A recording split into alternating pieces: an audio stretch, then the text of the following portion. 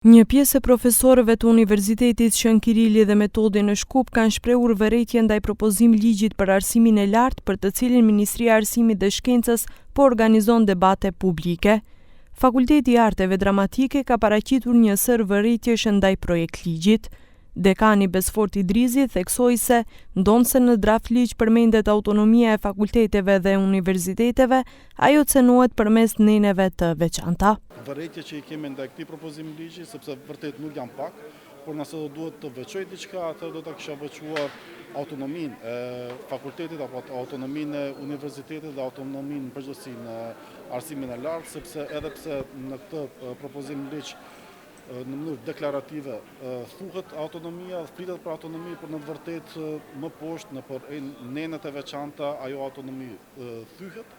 Dekania e Fakultetit të Arteve Muzikore Daria Andovska tha se specifikat e studimeve artistike nuk janë marrë mjaftueshëm parasysh, veçanërisht mësimi individual që është karakteristik për këtë fakultet. Па постои само еден член во кој што се издвоени факултетите, меѓутоа се запоставени спецификите на нашите студии, особено факултетот за музичка уметност е навистина специфичен и во рамките на уметничките факултети, затоа што само кај нас постои настава еден на еден. Rektorja Universitetit Shën Kirili dhe Metodi Biljana Angelova deklaroi se presin autonomi më të madhe funksionale, financiare dhe kadrovike.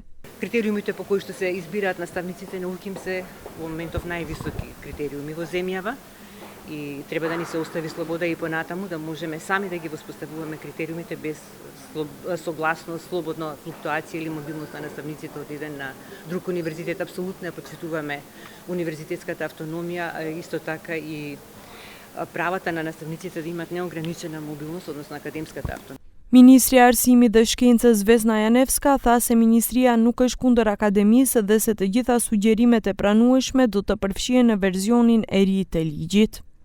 Веќе неколку дена кажувам дека се што смета работната група, дека ќе биде прифатливо, ќе биде инкорпорирано во новата верзија, драфт верзија на законот, која, откако ќе се инкорпорираат сите забелешки, ќе биде повторно оставено неколку дена на ЕНЕР.